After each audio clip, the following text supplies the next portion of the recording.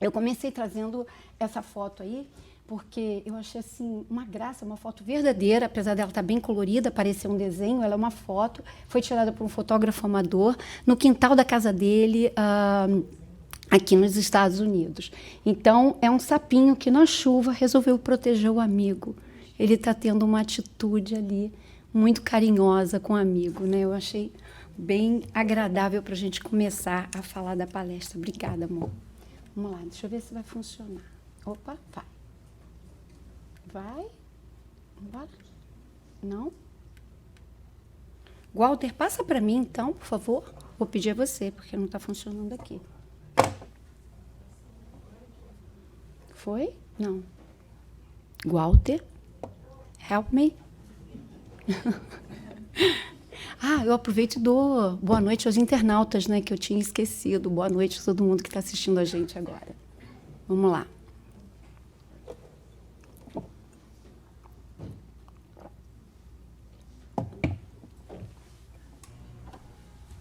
Opa, problemas técnicos. Ué, funcionou ainda há pouco?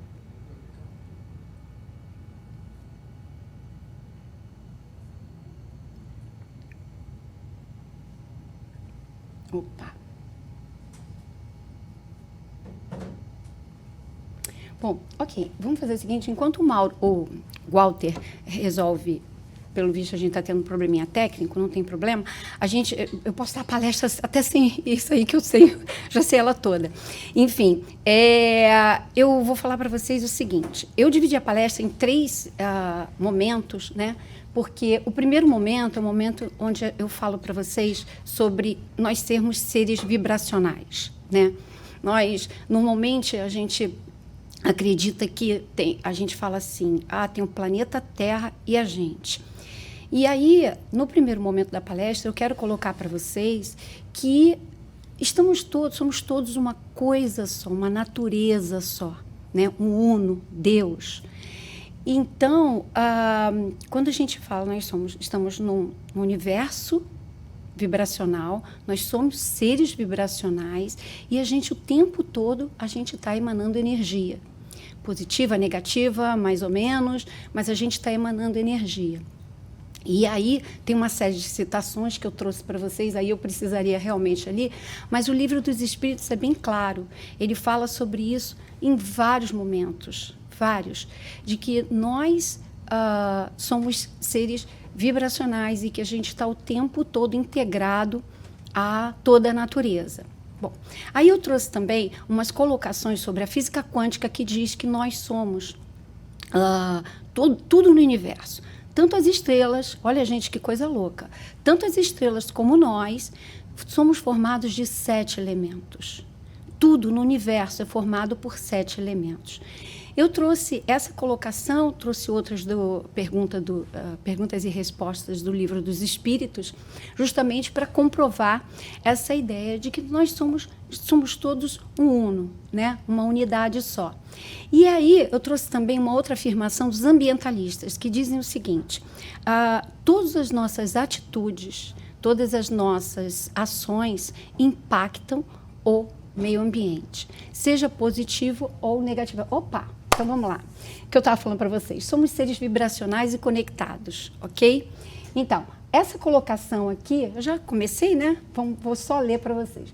Somos seres vibracionais, inseridos em um universo vibracional, como co-criadores com Deus, somos responsáveis pela construção do ser humano. A nossa condição humana nos permite criar o nosso campo vibracional, ok? Agora, Walter, passa o vídeo para mim, é um vídeo de 50 segundos, para a gente visualizar essa afirmação que é da Rádio Boa Nova, de uma casa espírita André Luiz, no Rio de Janeiro. Olha, é assim que acontecem as nossas vibrações. A gente sente no coração, passa para o pensamento e começa a emanar.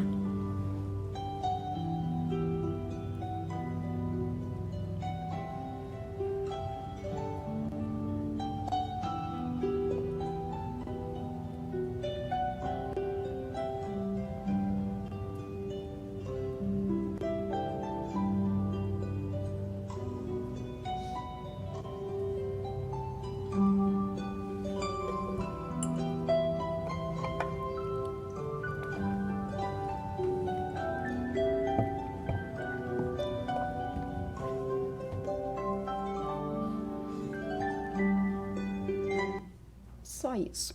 E aí, vocês viram como acontece? A gente emana a nossa energia e a gente cria a psicosfera, que é a nossa energia emanada.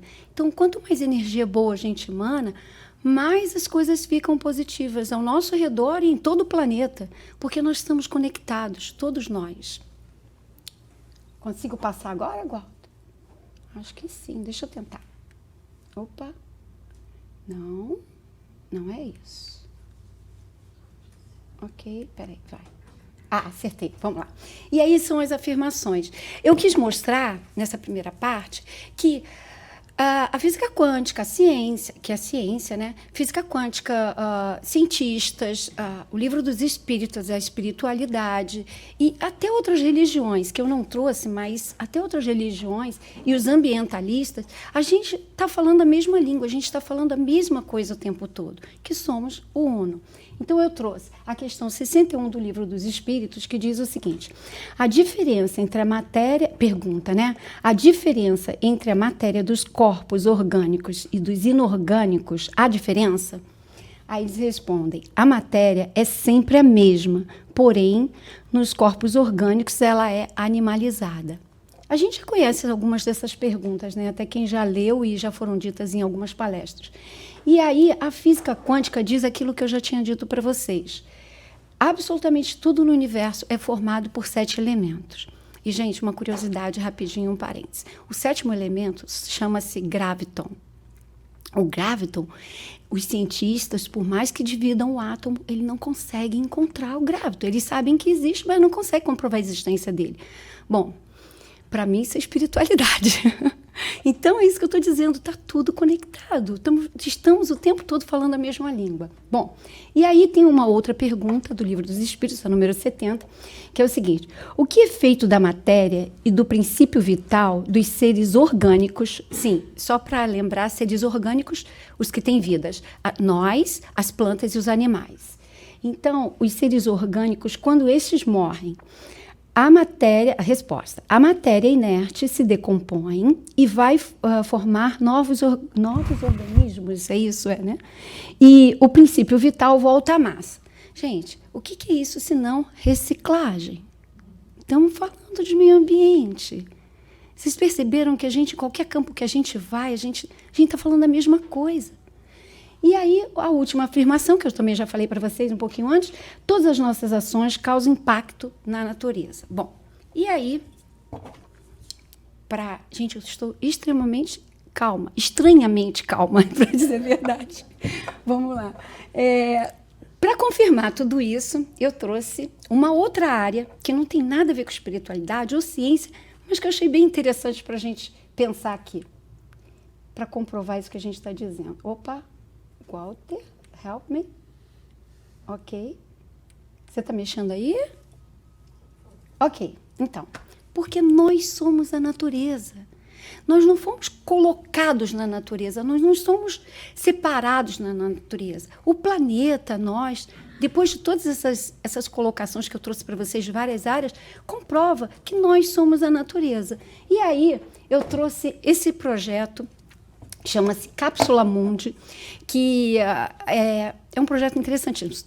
Dois designers italianos, ou seja, como eu disse, não tem nada a ver com ciência ou espiritualidade, eles resolveram fazer o seguinte: quando você desencarna, você pode, então, pedir a eles, dentro desse projeto, que o seu corpo vai ser embalsamado numa cápsula feita de amido plástico. Tá vendo aquele primeiro ovo ali aqui nessa foto? Na posição fetal, você vai ser encapsulado. E aí, já naquela segunda foto, o primeiro ovo é a cápsula. Na segunda, eles plantam uma árvore e você se torna o nutriente daquela árvore. Ou seja, você se transforma numa árvore depois que você desencarna. O seu corpo, no caso, né? Então, além disso, a proposta deles é que, ao invés de cemitérios, nós tenhamos florestas de memórias. Eu achei isso incrível. Depois de desencarnar, você virar árvore, é tudo de bom, né? E mais uma prova de que estamos conectados, que se não fôssemos feitos da mesma matéria, isso não seria possível, certo? E aí, a última foto está ali, que você pode perfeitamente um dia abraçar a sua avó. porque ela virou uma árvore. Uma delícia isso. E isso aí é só para comprovar que nós somos natureza. Bom, agora, vamos para a segunda parte. Opa, Walter, agora tá bom, hein? Agora tá uma maravilha. Vamos para a segunda parte, onde, como natureza, né, agora a gente se integrou, somos a natureza, pronto, ótimo. A gente vai ter um novo olhar sobre coisas que a gente sempre viu. Na verdade, não é que um novo olhar anulando o anterior, não é isso. É um novo olhar, um novo ângulo, que agrega ao que a gente já sabe. E aí, tem uma questão do Livro dos Espíritos que eu trouxe, todas elas conectadas, obviamente, que é 716. Vocês perceberam os números das perguntas? Número pequenininho, número maior? Ou seja, está por todo o Livro dos Espíritos essa conexão da qual eu estou falando agora. Então, vamos lá. 716. Mediante a organização que nos deu, não traçou a natureza o limite das nossas necessidades? E aí os espíritos respondem, sem dúvida, mas o homem é insaciável. Por meio da organização que lhe deu, a natureza lhe traçou o limite das necessidades, porém os vícios lhe alteram a constituição e lhe criam necessidades que não são reais. Aí começou a pegar um pouquinho, né? Então vamos falar dessas necessidades que não são reais. Vamos falar delas. Consumo consciente. Aí vem a primeira pergunta, que essa é a mais famosa do Livro dos Espíritos. Onde está escrita a lei de Deus? Aonde? Na nossa consciência. É a resposta dos Espíritos. E aí, de que forma que a gente tem que consumir, se o consumo é consciente? De acordo com as leis de Deus. É a única forma de consumir. Não dá para a gente ter vaidades ou esquecer as coisas que a gente aprende na espiritualidade. E aí eu quero passar para vocês um vídeo, e eu vou pedir ao Walter. Walter, meu parceiro, yes, a gente chega lá.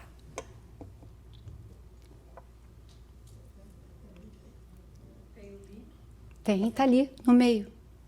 Bem no meio, Walter, logo abaixo daquela pergunta. Para cima. Sobe, sobe. Não. Está em cima, é link.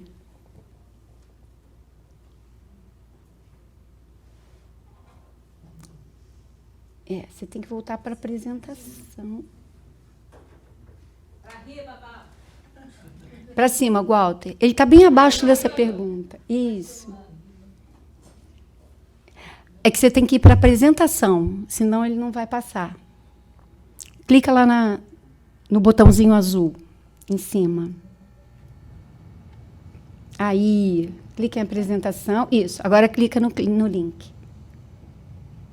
Isso, vamos lá. Apaga a luz para mim, por favor. This is one of the thousands of unregulated, unmonitored mines in the DRC. It's crawling with children, working like modern-day slaves. A 12-hour-long day of punishing work may earn them the equivalent of £1. Although one of the poorest countries on earth, DRC is rich in minerals. But a history of brutal colonial exploitation looks like being repeated now, in 2017. Much of it's mined by hand, with rudimentary tools in harsh, potentially hazardous conditions. And wretched whether or not, the rush is on for a mineral the DRC has in great abundance, cobalt, and it's fast becoming more precious than gold. It's a critical ingredient in lithium-ion batteries which power smartphones and laptops. An army of children are at the heart of the mining production. Wearing no shoes and in the most wretched conditions, Dorsan is ordered to retrieve the sack he's forgotten. There's an urgency now. The rains make this dangerous work even more risky, and Dorsan's told in no uncertain terms he risks a beating if he messes up again. Dorsan, with Richard beside him, have worked all day. They're 8 and 11 years old. Even this punishing work doesn't guarantee enough for food. Dorsan hasn't eaten for 2 days now. This is what helpless looks like, and he's one of the children making millions for multinational corporations in America and China whilst they suffer in squalor. For this, they'll get maybe 8 British pence a day. When I wake every morning, I feel terrible knowing I've got to come back again. Everything hurts. When I'm working here, I'm suffering. My mother, she's already dead, and I have to work all day, and my head hurts me. This precious of minerals is often extracted and sorted by tiny hands. They don't wear gloves or masks, yet the World Health Organization says exposure to cobalt and breathing in its dust fumes can cause long-term health problems. We visited 5 different mines across the south of DRC and found all used child workers. Monica's the youngest worker in this group at just 4. But even those barely able to walk have lost their childhoods to mining. Gente, aí uma pergunta. O que a gente está fazendo da nossa existência? Esse vídeo não é um vídeo para chocar. Ele apesar dele chocar a gente, com certeza, ele é um vídeo para informar. Porque a gente não sabe, muita gente não sabe que isso acontece.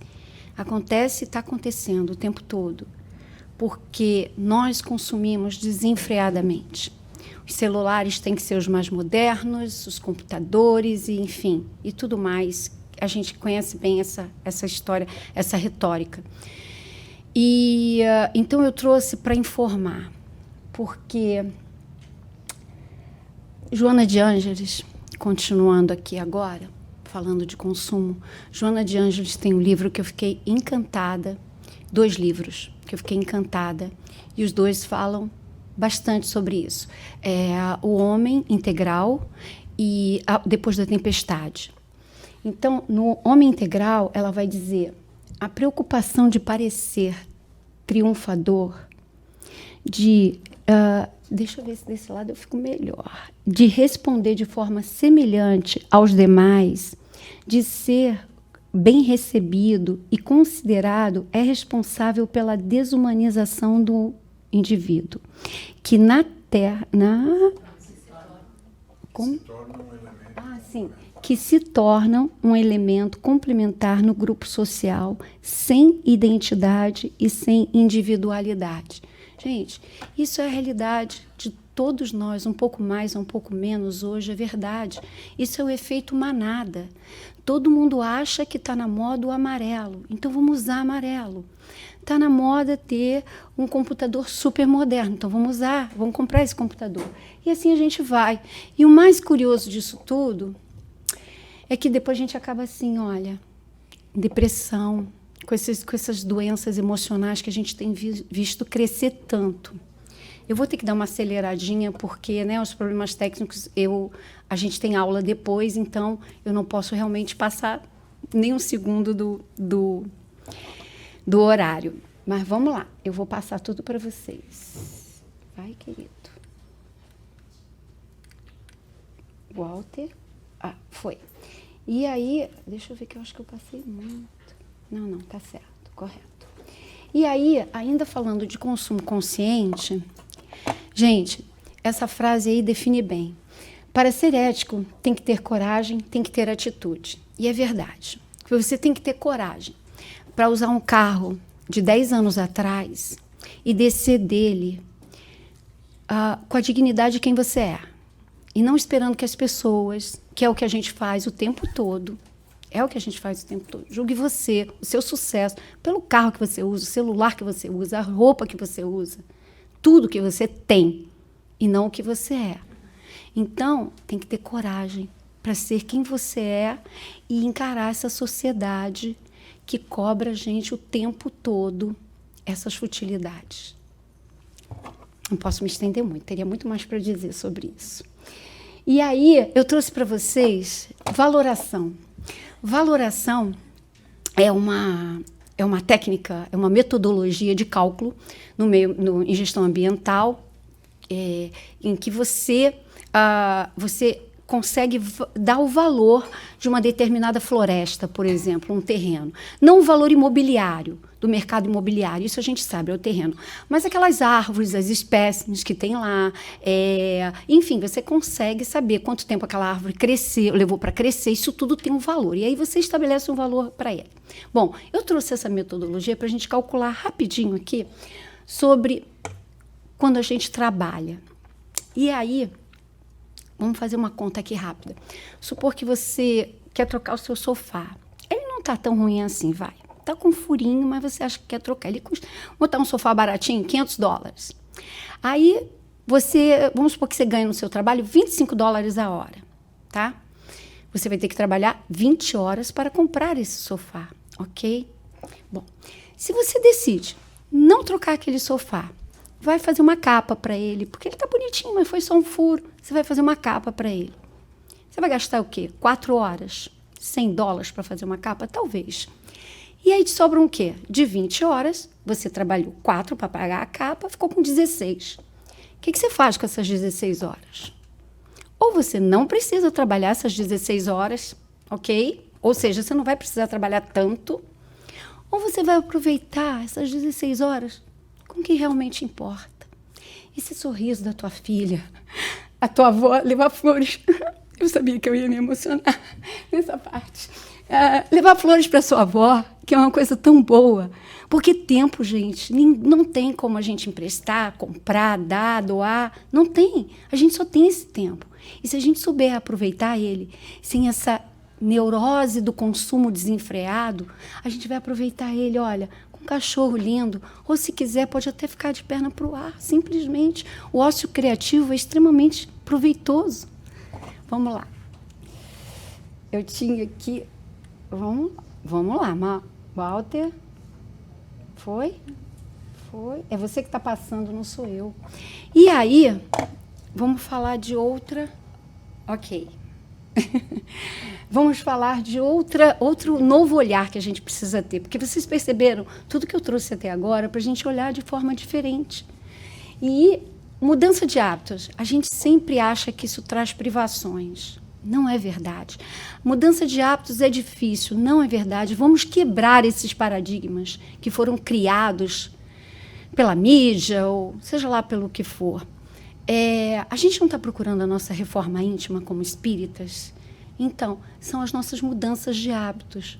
E aí, quando você tira da sua mente todo esse lixo, né, porque a propaganda, eu fico impressionada com a propaganda aqui nos Estados Unidos. Quer dizer, em todo lugar, né, mas aqui é que eu tenho visto mais recentemente. As propagandas sempre estão te oferecendo comidas que não são comidas, são coisas que você não deveria nem chegar perto, ou remédios para doenças, como se fosse o paraíso. Você, às vezes, fica até com vontade, o comercial tão bonito, dá vontade de tomar o remédio, mesmo não tendo a doença, porque, né, eles empolgam a gente com cada paisagem, todo mundo muito feliz, muito suave. Então, quando a gente consegue tirar esse lixo da nossa cabeça e começar a se preocupar com o que realmente importa, aí a gente realmente começa a mudar os nossos hábitos sem sentir que são privações, sem sentir que é difícil, porque não é, eu posso garantir a vocês. E não, peraí, eu não posso sair daqui sem falar isso. E aí, mais uma vez, o tom da palestra é sempre mostrando todos os ambientes falando a mesma coisa. Aristóteles disse, a virtude moral é resultado de hábitos. Gente, o que mais o espírita procura é o quê? É a nossa virtude moral. É o que a gente mais busca aprender. Todo mundo vem aqui estudar nessa casa maravilhosa. Vem estudar, vem ver palestra. Por quê? A gente está buscando conhecimento. Não é isso? Então, a virtude moral é resultado de hábitos. Então, quando a gente tem bons hábitos, essa virtude moral acontece. Vamos lá, Walter. Ok? E a gente vai para a última fase, a última parte da palestra. Que aí é o seguinte, quando você consegue se desprender disso tudo, você deixou toda essa coisa de ter de lado, você consegue ser. E a leveza de ser, ela é tão gostosa que ela é quase insustentável. Então, é a insustentável leveza do ser. Vamos lá. Eu trouxe para vocês alguns exemplos de atitude e de ser. E em contrapartida dessa coisa do consumo, claro. E aí, eu queria, antes de mais nada, dizer para vocês, para a gente, só quando você consegue se desprender dessas coisas é que você consegue tomar posse do ser. Porque é a única coisa que nos pertence. O resto, roupa, essa blusa, esse cabelo, esse brinco, o corpo, isso tudo aqui é emprestado, daqui a pouco eu tenho que devolver. Todos nós. Tudo isso aqui é emprestado, casa, carro, tudo. Então, a única coisa que eu posso tomar posse é do meu ser. E aí eu trouxe pessoas que já estão nesse caminho. Trouxe para inspirar a gente. Esse casal, eu tenho que contar as histórias rápidas, que eu tenho pouquíssimo tempo. Esse casal, a Yara e o Eduardo Xavier, eles são brasileiros, caçadores de bons exemplos. Eles venderam tudo, eles são formados em administração de empresas, pediram demissão, venderam tudo e fizeram um projeto de 5 anos, que agora tem muito mais tempo, eles vão ficar nele o tempo todo, que era buscar bons exemplos. Por quê? Eles cansaram de ver tanta notícia ruim, tanta desgraça na televisão. E aí eles resolveram divulgar bons exemplos para as pessoas se inspirarem e verem que o bem existe sim, de fato. E aí eles colocaram tudo naquele carro ali, e saíram Brasil afora. Bom, para resumir, eles hoje têm YouTube, tem livro, tem site, tem tudo que vocês possam imaginar, divulgando esses projetos, e encontraram no Brasil 1.737 projetos do bem, cada um mais lindo do que o outro. Se vocês quiserem, no final tem um link para vocês conhecerem os projetos maravilhosos, inspiradores. Olha lá, aquelas pontinhas laranja ali são os projetos no mapa, ok, gente? 1.737. É muita coisa. E aí eu fui lá para a Índia, saí do Brasil, fui lá para a Índia, e eu trouxe esse cara aí, Jadev Payeng. Gente, esse cara também são histórias lindas, mas eu vou ter que contar rapidinho. Esse cara, ele mora na ilha de Majuli, na Índia, no noroeste da Índia. E essa ilha, ela está sofrendo alguns processos de degradação ambiental e a previsão é que ela desapareça em 15 ou 20 anos. Bom, há 40 anos atrás, ele não se conformou com isso e começou a plantar a primeira muda. Ele plantou uma floresta maior do que o Central Park. O Central Park tem 341 hectares, ele plantou uma floresta de 550 hectares, sozinho, e mora nela, e não deixa ninguém chegar perto. E com isso, os animais que tinham ido embora, tá vendo aquela foto ali onde ele planta? É naquele terreno árido, que nem é fértil, ele planta. E essa foto aqui é a foto da floresta dele, que eu trouxe atualmente. Tá? E tem um documentário, inclusive, premiado dele, excelente documentário, e que chama Forest Man. Essa é mais uma das nossas... Ah, sim, e se você, no documentário fala isso, se você conversar com ele, ele tem ideias brilhantes para salvar a ilha, ok? Mais uma pessoa de atitude. E aí eu trouxe agora um exemplo americano, mais pertinho da gente, né? Então, na Pensilvânia, mais especificamente na Filadélfia, um grupo de cientistas da Escola de Medicina Perelman e da Escola de Artes e Ciências da Universidade da Pensilvânia, é uma escola bem renomada, porque é uma das mais antigas de medicina dos Estados Unidos, ok? E eles pegaram os terrenos baldios de uma determinada cidade, determinadas áreas, e fizeram jardins lindos, coloridos, alegres, como mostra a foto. Bom, e aí eles foram ver o efeito disso. Gente, também a pesquisa é fantástica, vou resumir. Num raio de 400 metros dos terrenos verdes, houve uma redução de 41,5% nos sentimentos de depressão. Gente, é quase 50%, é muita coisa.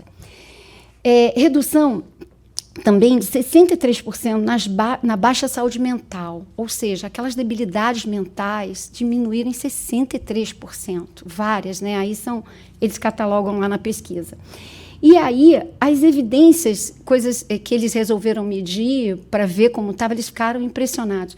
As evidências de melhoras também nos níveis de criminalidade, de violência e estresse. E estresse também foi muito grande.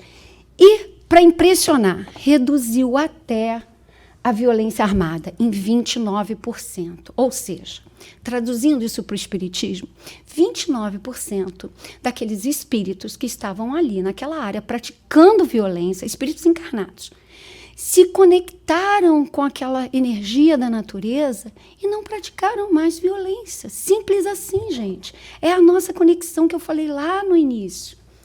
E aí, eu vou conseguir terminar na hora? Que maravilha. E aí eu trouxe um exemplo do Brasil. Gente, eu sou muito orgulhosa do Brasil, viu? Apesar de todos os problemas, acho que já deu para notar, né? Então eu trouxe um exemplo das hortas orgânicas urbanas, que é o seguinte, é mais ou menos o mesmo princípio daquela pesquisa anterior, só que eles foram além.